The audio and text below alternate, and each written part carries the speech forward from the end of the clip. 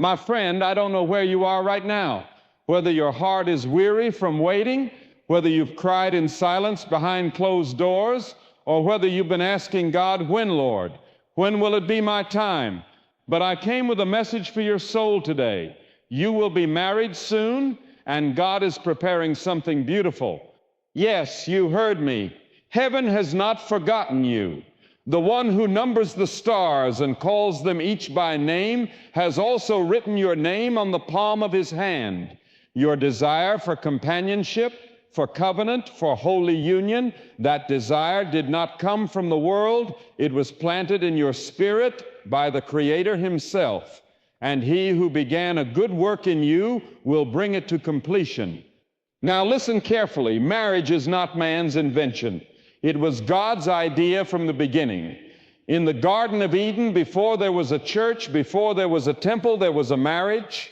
God saw that it was not good for man to be alone, so he made a helper suitable for him. And in that moment, he gave us the picture of what love looks like when it is ordained by heaven, sacrificial, selfless, sacred. But here's the truth. Before God brings the person, he perfects the purpose. God doesn't just prepare the promise, he prepares you. You are not being delayed, you are being developed. That silence you feel, that loneliness you carry, it's not punishment, it's preparation. God is sharpening your spirit, healing old wounds, and teaching you how to love before you ever hold someone's hand. You see, the waiting room of God is not empty, it's a workshop. Marriage was never man's invention. It was not born out of human loneliness or societal need. It was conceived in the very heart of God before there were kings, before there were laws, before there were even churches. In the book of Genesis, we see that after God formed the heavens and the earth, after he filled the seas with fish and the sky with birds, he created man in his image. And yet as God looked at Adam, he said something he had not said about any other part of creation. It is not good for man to be alone. That was the first declaration of incompleteness in a perfect world. And what followed was the first divine intervention into human relationship. God himself brought forth woman from the side of man and joined them together. This was no coincidence. God didn't tell Adam to go find a wife. He brought her to him. He orchestrated the first union with his own hands. Marriage wasn't something humans stumbled into. It was something God established for his purpose and glory. It was not built upon human emotion or convenience, but upon spiritual covenant.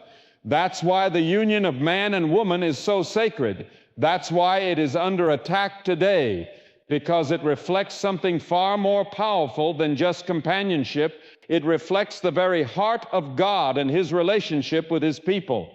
Throughout Scripture, God uses marriage as a picture of his covenant with humanity. The prophets often described Israel as the bride and God as the faithful husband.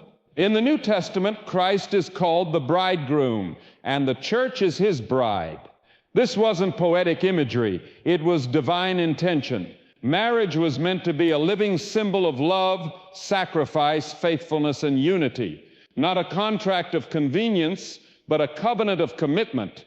This is why the world's view of marriage so often clashes with the Word's view of marriage, because the world sees marriage as temporary, conditional, and disposable. But heaven sees it as eternal, sacred, and holy. God's design for marriage was never based on trends or feelings. It was based on truth. The man and the woman were created to complement each other, to walk together, to work together, to worship together, each one uniquely made yet perfectly united. And just as God fashioned Eve out of Adam, so he fashions the perfect union out of two yielded hearts. When he brings two people together, it is not random, it is purposeful. There is a mission attached to that union. It is not just about romance, it is about representation. Marriage is meant to represent Christ's love for his people, a love that never gives up, that always forgives, that leads with sacrifice and serves with joy. Many today treat marriage like a social status, a milestone, or a checkbox. But marriage is not a reward for waiting. It is a responsibility under God. It is not something we create. It is something we enter into under the authority of the one who made it. That's why rushing into it without God is dangerous. That's why trying to force it on our own timeline leads to heartbreak. Because only God sees the end from the beginning. Only He knows how two lives will grow, stretch, and walk together in unity over a lifetime.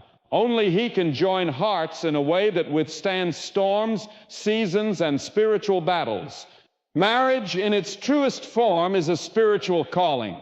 It is not just about happiness. It is about holiness. It is not about completing each other, but about sharpening each other. It's where grace is practiced, patience is developed, and love is tested and proven. And when it is entered into with God at the center, it becomes more than just a relationship. It becomes a ministry, a platform for showing the world what heaven's love looks like in everyday life. This is why we must not take the matter of marriage lightly. If God designed it, only God can define it. And if He defines it, we must pursue it according to His will, not the world's way. Waiting on God for the right person is not weakness, it is wisdom. Because when God ordains a union, no man can separate it. And when He brings two people together, it is not for temporary pleasure, but for eternal purpose. The hands that form the universe are still forming marriages today. And the same God who brought Eve to Adam is preparing someone for you in His perfect time, according to His perfect design. Trust that design, honor that covenant, and remember, what God ordains, He sustains. Waiting is never easy. It tests the heart, stretches the mind, and often wears down the soul. But in the spiritual realm, waiting is not wasted time. It is holy ground where God does His deepest work. Before He brings the promise, He always begins with preparation. This is a principle throughout Scripture and throughout life. When God is getting ready to give something great, He first prepares the vessel that will receive it, and marriage is no exception. Before God brings you the person, He will work on your heart, your character, your mindset, and your faith. Because a covenant as sacred as marriage requires more than a desire, it requires readiness. Many people look at waiting as a delay, as though God is holding something back. But the truth is, God is not delaying your destiny. He is developing it. What seems like a pause is actually a process. And what feels like silence is often the sound of God working behind the scenes. He is not just preparing a spouse for you. He is preparing you for a spouse. Because He knows that the success of a marriage is not determined by how quickly two people meet, but by how deeply two hearts are rooted in Him. Preparation is not glamorous. It often feels lonely. It can be confusing. While others seem to be moving forward, you may feel stuck in place. But in that hidden place, God is refining your trust. He is healing wounds you didn't know were still open. He is building your ability to love unconditionally, to serve sacrificially, to communicate with grace, and to forgive quickly. These aren't traits that automatically appear when a wedding ring is placed on your finger. These are habits of the heart that must be forged in the fire of patience and surrender. God is not interested in giving you a fairy tale. He is building you for a legacy. And legacies aren't built overnight. They are built over seasons of unseen obedience. The world tells you to go out and find someone, to chase love, to follow your feelings. But God says, be still and know that I am God. He says, seek first the kingdom, and then all these things, including the right person, will be added unto you. It's not about inactivity. It's about divine activity. It's not about doing nothing. It's about doing the right things while God does what only He can do.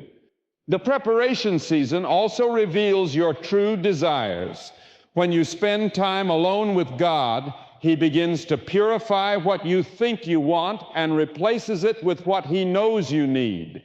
That's why some doors close. That's why certain relationships end. Not because you weren't enough, but because they weren't part of the plan. God removes what doesn't belong to make space for what aligns with His will. And often what He's preparing for you is bigger than anything you would have chosen for yourself. God is not raising shallow hearts. He is raising warriors, servants, and leaders who will stand firm in their faith and love with conviction. If you feel like nothing is happening, it's because God is working on the inside. He's aligning your vision, purging pride, deepening your faith, and teaching you how to walk in the Spirit. Because what you build your marriage on will determine how long it lasts. And if it's built on God, it will endure storms, trials, and seasons of testing. The waiting season is where spiritual maturity grows. It's where faith is no longer a feeling but a foundation. It's where praise becomes your weapon and trust becomes your language. It's where you learn to walk in obedience even when the outcome isn't visible. Because the goal isn't just to be married. The goal is to be ready when the right person comes. And that kind of readiness can't be rushed. It must be cultivated. God doesn't prepare blessings for people.